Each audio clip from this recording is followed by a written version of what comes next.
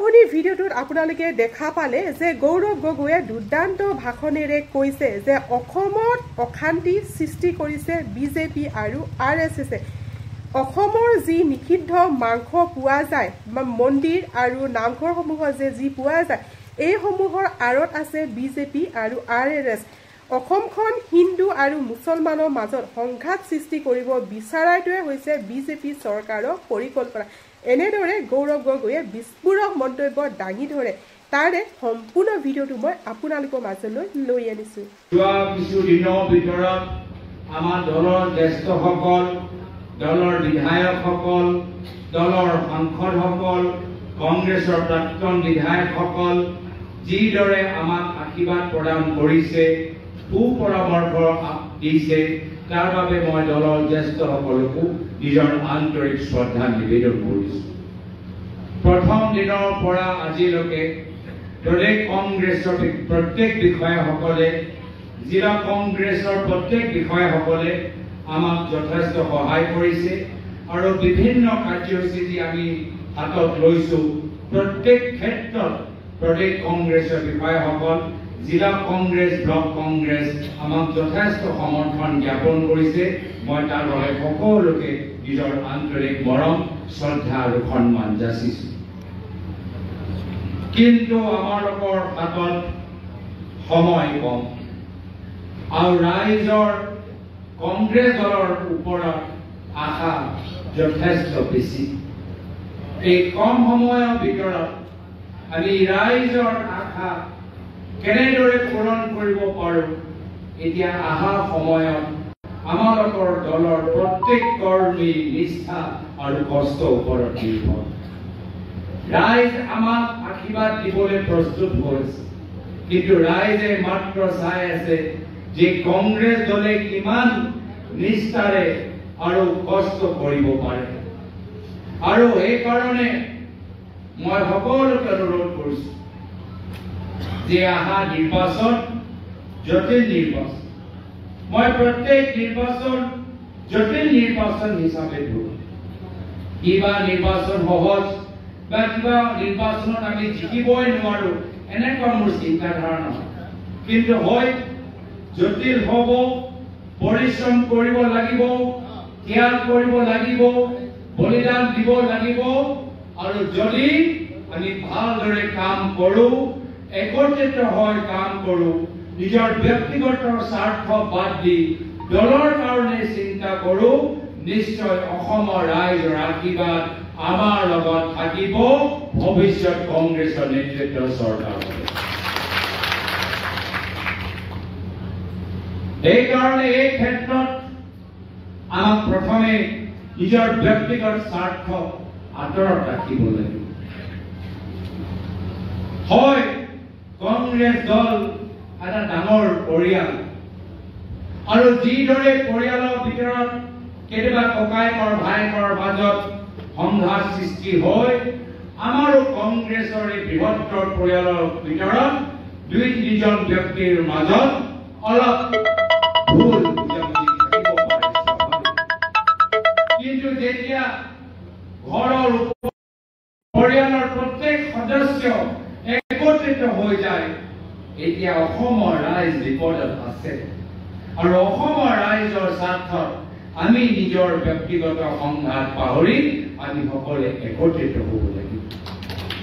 আমি সকলোৱে একত্ৰিত হ'ব লাগিব। আমি কাকো বাদ দিব নোৱাৰোঁ।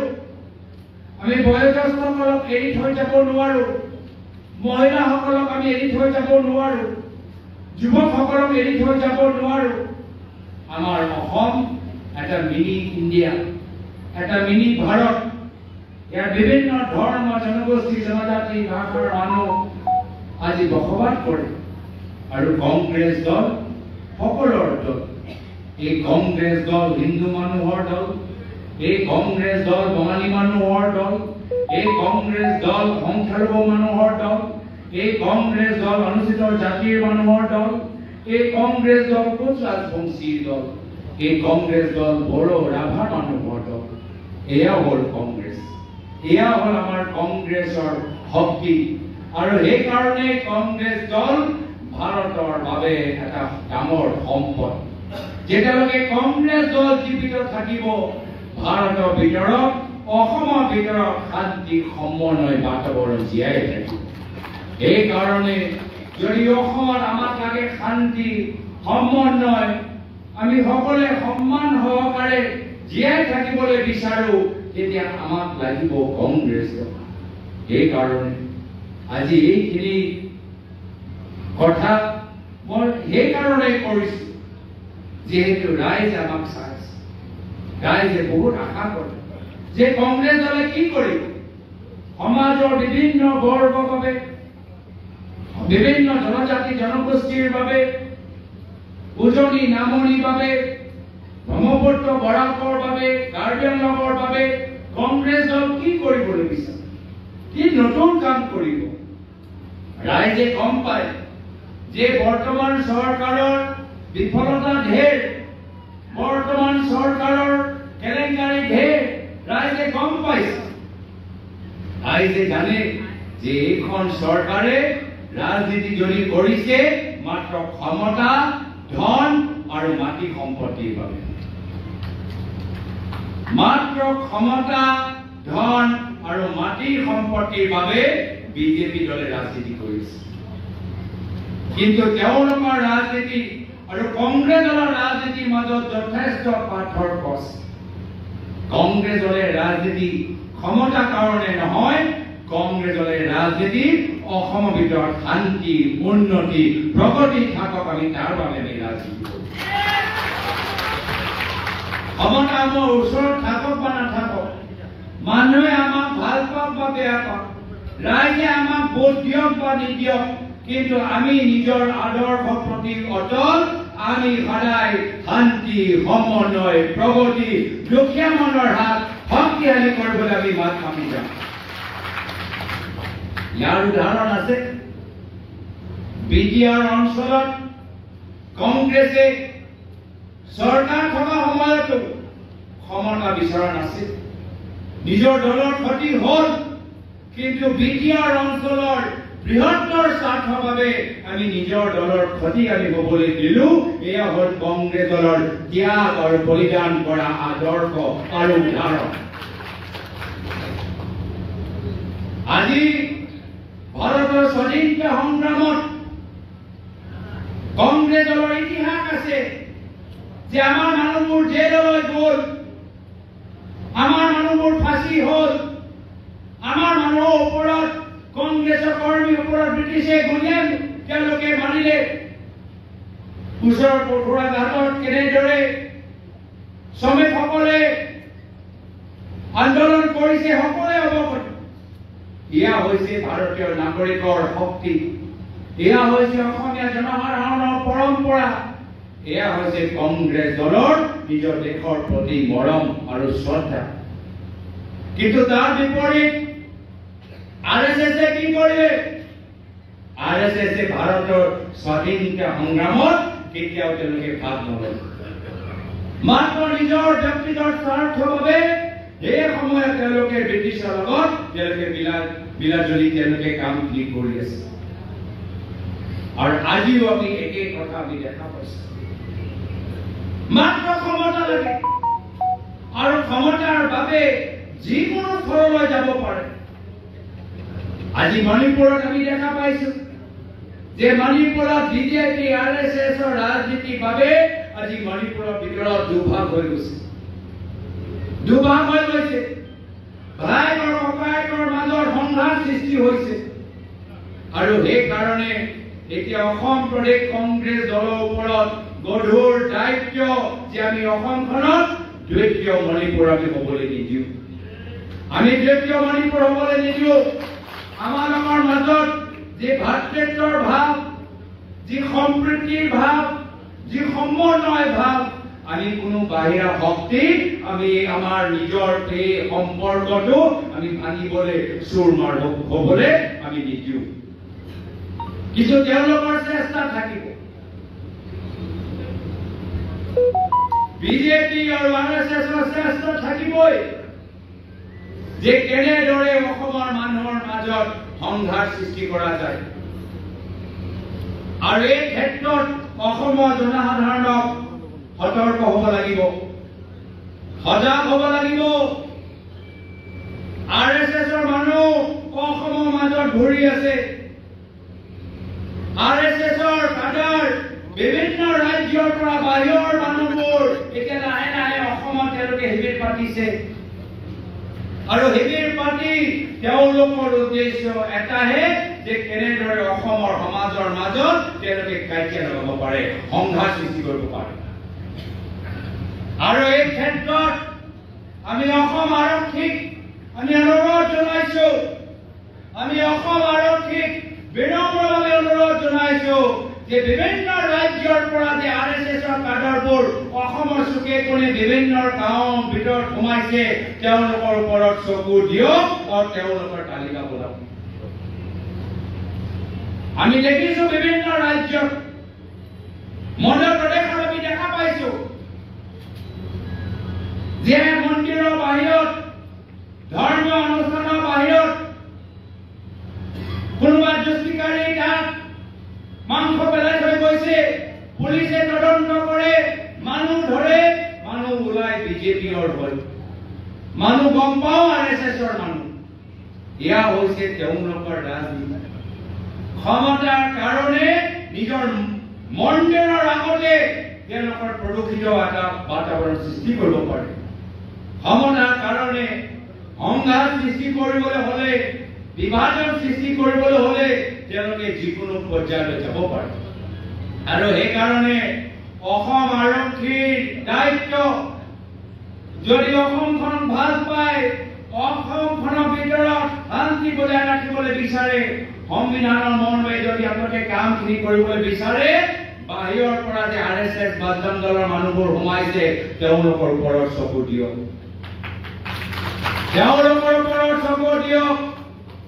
বিভিন্ন ৰাজ্যত আমি দেখা পাইছো, কেতিয়াবা ৰাজস্থানত, কেতিয়াবা মধ্য প্ৰদেশত, কেতিয়াবা উত্তৰ প্ৰদেশত, কেতিয়াবা বিহাৰত মন্দিৰৰ সন্মুখত তেওঁলোকে প্ৰদূষিত কৰিব আৰু ধৰা পৰিব বিজেপিয়ে মানুহ। আৰু এনেকুৱা স্থিতি তেওঁলোকে অসমখনৰ ভিতৰতো কৰিবলৈ বিচাৰিছে। আৰু আমি সজাগ হ'ব লাগিব। তেওঁলোকে আমাক উত্তেজিত কৰিবলৈ চেষ্টা কৰিব, কিন্তু আমি আইন শৃংখলা মানি ভাৰতীয় সংবিধানৰ প্ৰতি সন্মান যাচি আমি একত্ৰিত হ'ব লাগিব। আমি নিজকে উত্তেজিত হ'বলৈ নিদিওঁ, আমি ঠাণ্ডা মগজেৰে আমি আগবাঢ়ি যাম। আৰু মই কৈছো, এই তেওঁলোকে যদি ভাবে যে পুলিচৰ ভয় দেখায়, প্ৰশাসনৰ ভয় দেখায়, কংগ্ৰেছ দলৰ কৰ্মীখিনি যদি বহি যাব, ঘৰৰ ভিতৰত আবদ্ধ হৈ থাকিব, পঞ্চায়তত তেওঁলোকে যি কৰিলে আকৌ তেওঁলোকে বিধানসভাত কৰিব, এইবাৰ মই তেওঁলোকক বুজাই দিছো পৰিৱৰ্তন হ'ব, এইবাৰ যুঁজ এখন হ'ব, এইবাৰ যুঁজ এখন হ'ব। প্ৰত্যেক কংগ্ৰেছ কৰ্মী এবাৰ সজাগ হৈছে। পঞ্চায়ত নিৰ্বাচনত প্ৰশাসনৰ জৰিয়তে যেনেকৈ আমাক বহাই থলে, যেনেকৈ আমাৰ কৰ্মীখিনিক তেওঁলোকে ঘৰৰ মাজত আবদ্ধ কৰি ৰাখিলে, আমি প্ৰত্যেক আমি থানাত, আমি প্ৰত্যেক আমি আৰক্ষীৰ ওপৰত আমি আইনী নিজৰ এটা টিম লগাই আমি কোনো চৰকাৰী বিষয়াক আইনৰ বিৰুদ্ধে বিজেপি দলৰ হৈ আমি কাম কৰিবলৈ নিদিওঁ। আইন আমাৰ অস্ত্ৰ। তেওঁলোকে অবৈধ কাম কৰিব, ইলিগেল কাম কৰিব, ক্ৰিমিনেলৰ হাত ল'ব, আমি আইনৰ হাত ল'ম, আমি সংবিধানৰ শপত ল'ম, আমি অসমখনৰ ইতিহাস মনত পেলাম, অসমীয়া সংস্কৃতিৰ আমাৰ যে মহাপুৰুষ শ্ৰীমন্ত শংকৰদেৱৰ সংস্কৃতি, মাধৱদেৱৰ সংস্কৃতি, আজাদ পীৰৰ সংস্কৃতি, লাচিত বৰফুকনৰ সংস্কৃতি, কমলাবাৰীৰ সংস্কৃতি, শ্বহীদ কুঁৱৰ কোঁৱৰৰ সংস্কৃতি, আমি এই মহান পুৰুষসকলৰ আদৰ্শ স্মৰণ কৰি আমি আগবাঢ়ি যাম, আমি যুঁজিম আৰু আমি জিকিম। কিন্তু কষ্ট হ'ব,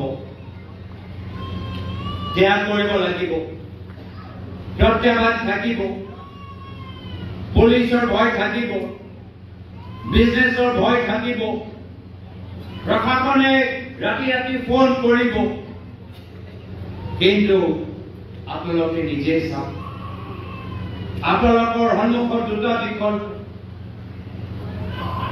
আপোনালোকৰ ওপৰত প্ৰশাসনৰ চকু আছে, কিন্তু তাতকৈ গুৰুত্বপূৰ্ণ আমাৰ অসমৰ জনসাধাৰণৰ আজি তেওঁলোকৰ চকু, তেওঁলোকৰ ভৰসা, তেওঁলোকৰ আস্থাও আপোনালোকৰ ওপৰত আছে।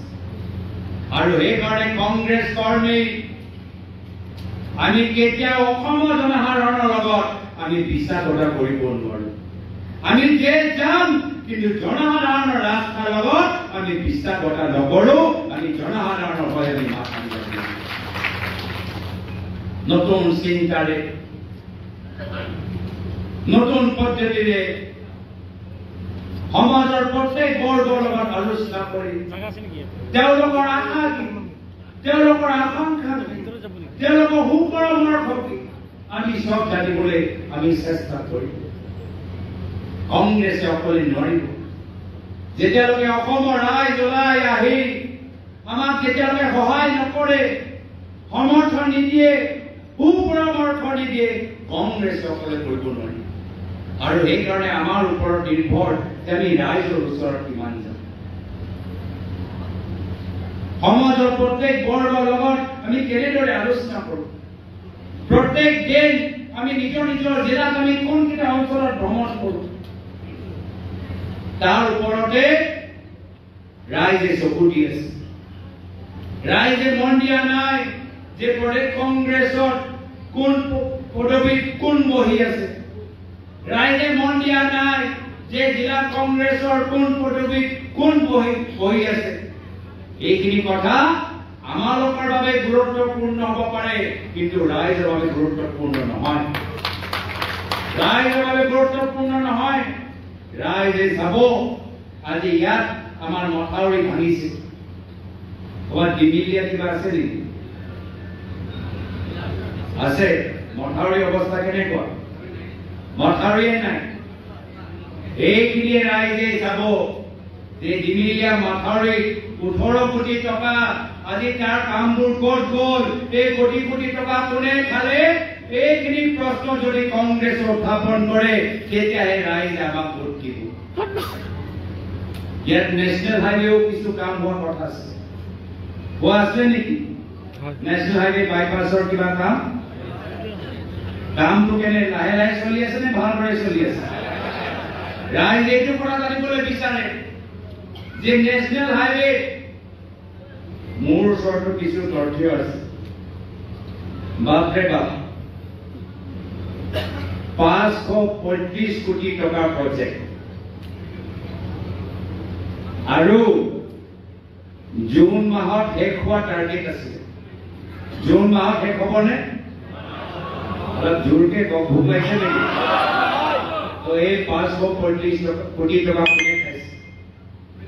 এয়া হৈছে প্ৰশ্ন, যি প্ৰশ্ন ৰাইজে সুধিবলৈ বিচাৰে।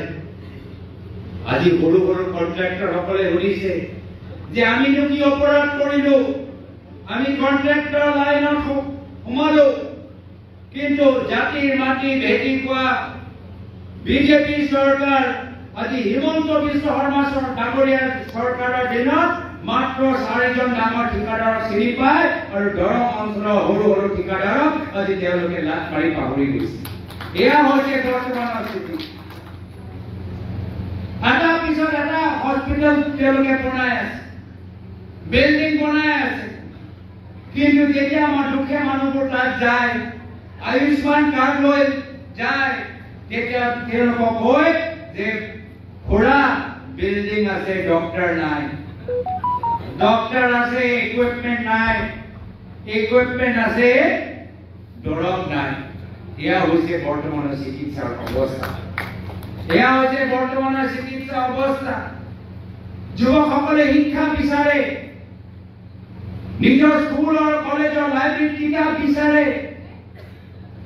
নিজৰ স্কলাৰশ্বিপৰ বাবে আৰ্থিক সহায় বিচাৰে, কিন্তু বৰ্তমান চৰকাৰে কি কয় যে আমি কিতাপ লেপটপ দিব নোৱাৰো, এতিয়া তোমালোকৰ হাতত আমি বন্দুকৰ লাইচেন্স দিছো আৰু তোমালোকৰ হাতত বন্দুক দিছো।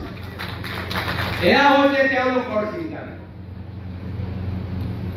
আজি গৃহ বিভাগৰ দায়িত্বত বিজেপি, কেন্দ্ৰৰ গৃহ বিভাগৰ দায়িত্বত বিজেপি। তো এতিয়াও বাহিৰৰ পৰা কেনেদৰে অবৈধভাৱে চুপাৰী সোমাইছে আমি এই কথা আমি জানিবলৈ বিচাৰো।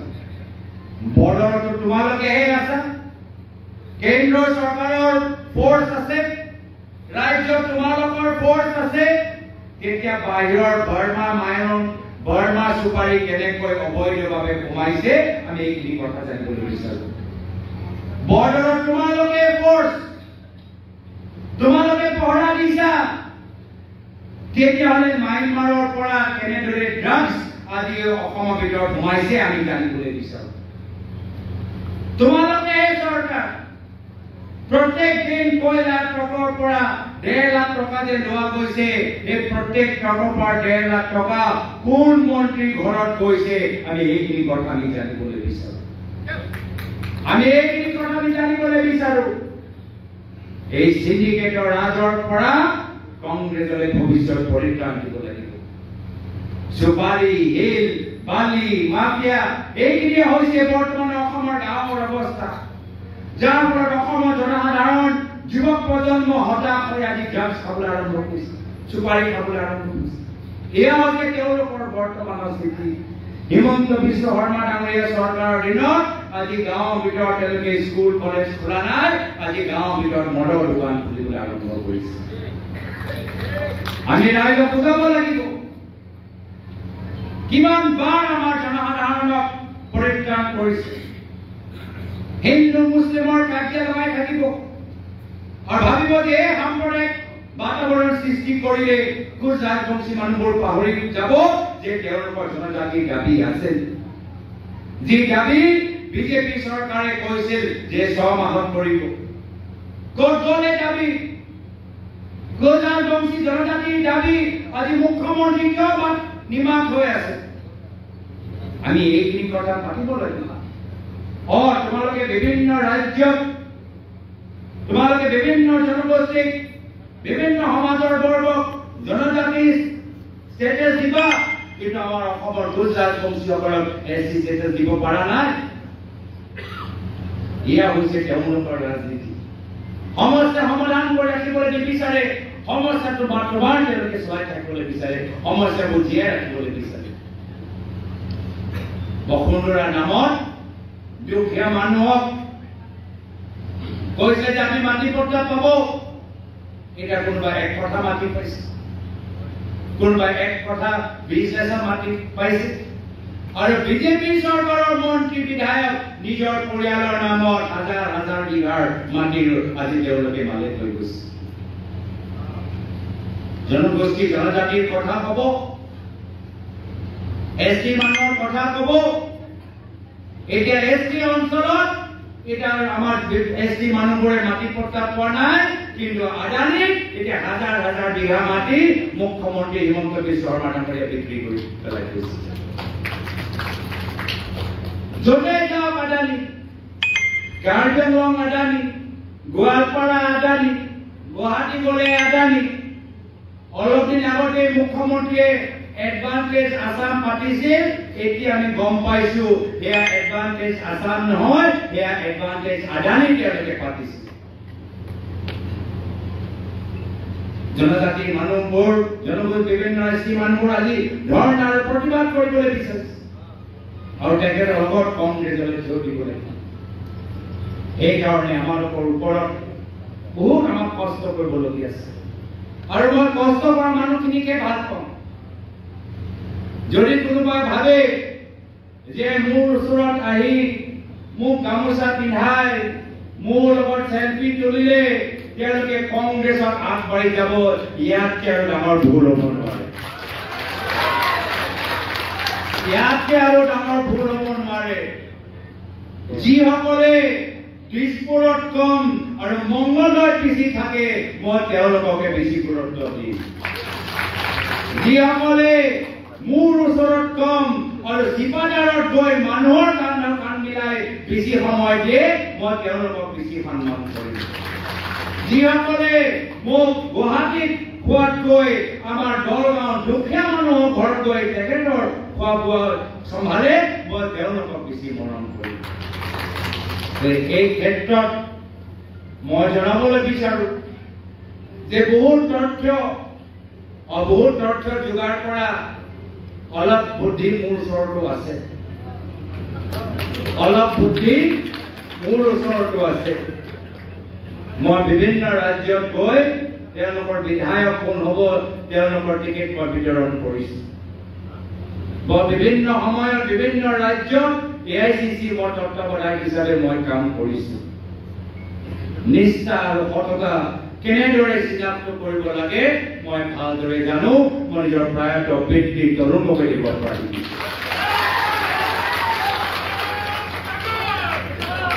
সেইকাৰণে কোনোৱে যে আৰামত কৈ বহিব নোৱাৰে যে মই গৌৰৱ গগৈৰ লগত ভাল, মোৰ ভৱিষ্যত মোৰ নিশ্চিত হৈ আছে, কোনোৱে ক'ব নোৱাৰে। কিন্তু হয় যদি কোনোবাই ভালদৰে কাম কৰি আছে, যদি কোনোবাই ৰাইজক প্ৰকৃতভাৱে সেৱা কৰি আছে, তেতিয়া মোক গালি পাৰিলেও মই সেইজন ব্যক্তিকে আগবঢ়াই লৈ যাম।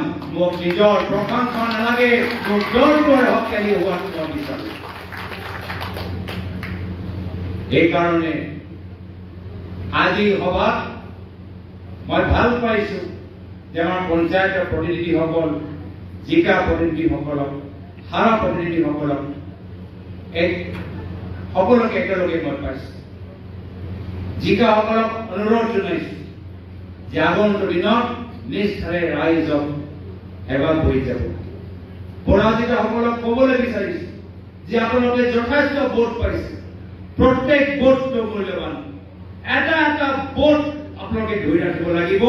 পৰৱৰ্তী দিনত এটাও যে ভোট আপোনালোকৰ পৰা গুচি নাযায়, তাৰ বিপৰীত আৰু ভোট আপোনালোকে যোগ কৰিবলৈ চেষ্টা কৰক, আগবাঢ়ি যাওক। আৰু মই আশা কৰো যদি আপোনালোকে ভালদৰে কাম কৰি যায়, পৰৱৰ্তী সময়ত যেতিয়া মই আপোনালোকৰ মাজত পুনৰবাৰ যেতিয়া মই আহিম, ইয়াতকৈ 3 গুণ বেছি মানুহ মই যে দেখা পাম, সেয়া আপোনালোকক মই অনুৰোধ জনাইছো। ৰাইজ, দলৰ সতীৰ্থসকল মোক ফাঁকি দিব নোৱাৰে, ভালকৈ কাম কৰি যাওক। মোৰ সকলোৰ ওপৰত মোৰ মৰমৰ চকু আছে। দলৰ হৈ কাম কৰি যাওক। সময় আমাৰ ওচৰত কম। যিয়ে দায়িত্বত আপোনালোকে আছে, যদি মণ্ডলৰ দায়িত্বত আছে, ভোটৰ দায়িত্বত আছে, NSY দায়িত্বত আছে, যুৱ কংগ্ৰেছৰ দায়িত্বত আছে, য'তে আছে নিজৰ দায়িত্ব পালন কৰক, নিজৰ সংগঠনটো শক্তিশালী কৰক।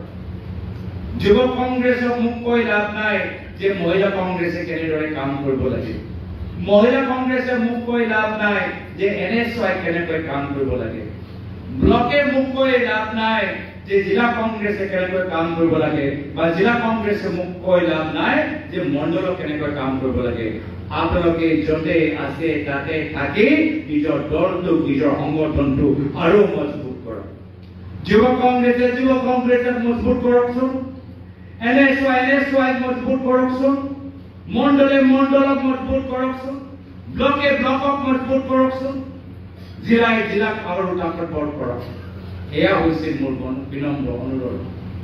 যদি সেৱা দলত আছে, লিংগুইষ্টিক মাইনৰিটিত আছে, কিষাণ সেলত আছে, OBC সেলত আছে, SC সেলত আছে, ST সেলত আছে, মাত্ৰ দায়িত্ব লৈ বহি থাকিলে নহ'ব। যেতিয়া উচিত সময় আহে, কিবা এটা পৰিকল্পনা হয়, কিবা এটা অনুষ্ঠান আপোনালোকে আয়োজন কৰি ৰাইজৰ মাজত যাওক, বুদ্ধিজীৱীসকলৰ ওচৰত যাওক, সচেতন নাগৰিকৰ ওচৰলৈ যাওক। তো সেইকাৰণে মই আশাবাদী কি যদি আমি ভালদৰে খোজ লওঁ, যদি আমি ভালদৰে কাম কৰো, দৰং জিলা 3টা আসন কংগ্ৰেছ দলে লাভ কৰিব পাৰিব। কিন্তু লাগিব ত্যাগ, লাগিব বলিদান, লাগিব ৰাইজৰ লগত সম্পৰ্ক, লাগিব কষ্ট আৰু লাগিব নিষ্ঠা। আৰু মই আশাবাদী যে আজি সভা পিছত আমাৰ দলৰ স্থিতি আৰু ভাল হ'ব। আজি এই সভা আয়োজন কৰাৰ ক্ষেত্ৰত বহুতে কষ্ট কৰিছে NSY যুৱ কংগ্ৰেছ ব্লক কংগ্ৰেছ জিলা কংগ্ৰেছ মহিলা কংগ্ৰেছ ইয়াং ব্ৰিগেড সেৱা দল আজি কষ্ট কৰাৰ বাবে মই সকলোকে ধন্যবাদ জ্ঞাপন কৰিছো আপোনালোকে কষ্ট কৰিছে আৰু সেই কাৰণে পঞ্চায়ত নিৰ্বাচনৰ ফলাফলৰ পিছত আজি এই পৰ্যায়লৈকে আমি ইয়াত আহিছো আগন্তুক দিনত আৰু কষ্ট কৰক পৰৱৰ্তী দিনত দুগুণ বেছি মানুহ মই চাবলৈ বিচাৰো এইখিনি কথা কৈ মই ইয়াতে নিজৰ সমূহ বক্তৃতা সামৰিছো ধন্যবাদ জয় হিন্দ জয় ভিডিওটো চাই কেনেকুৱা লাগিলে কমেন্ট কৰি জনাব প্ৰথমবাৰ যদি চেনেললৈ আহিছে চেনেলটো সাবস্ক্ৰাইব কৰি ৰাখিব মই যেহেতু এনেকুৱা ধৰণৰ ভিডিও আপোনালোকৰ মাজলৈ প্ৰস্তুত কৰোঁ আজি ভিডিওটো ইয়াতে সামৰণি মাৰিছো আপোনালোকক লগ পাম মোৰ আহিবলগীয়া এটা নতুন ভিডিওৰ সৈতে আজিলৈ বাই বাই